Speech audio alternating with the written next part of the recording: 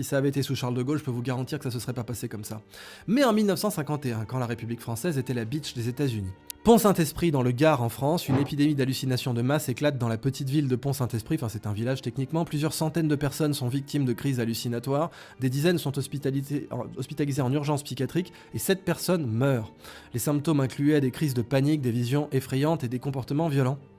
L'intoxication avait été attribuée à une contamination de la farine utilisée pour le pain causée par un champignon appelé ergot de seigle. On sait aujourd'hui que c'était une opération de la CIA sur le sol d'un allié. Et la CIA a utilisé le LSD à très grande échelle, notamment avec l'opération Midnight Climax, qui est déclassifiée elle aussi.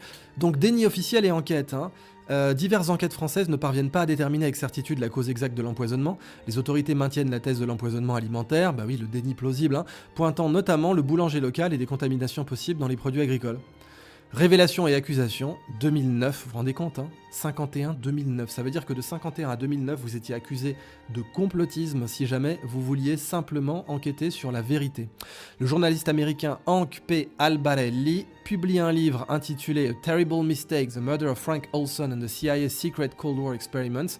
Il y révèle que l'incident de Pont-Saint-Esprit était lié à une opération secrète de la CIA. Selon ses recherches, la CIA aurait aspergé du LSD dans la ville dans le cadre d'expériences sur le contrôle des esprits menées pendant la guerre froide sous le projet MK Ultra, qui est déclassifié aussi, confirmé par des documents de la CIA récemment déclassifiés, qui lient l'incident à des tests de guerre chimique. Vous n'avez pas de mémorial à Pont-Saint-Esprit qui dit « aux victimes de la CIA ». Vous n'avez pas de livre d'histoire en France qui disent « aux victimes de la CIA ».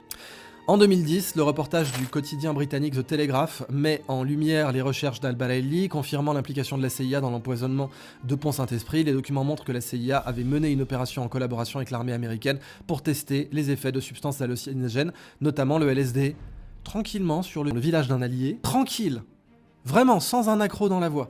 Ça, c'est la vraie histoire.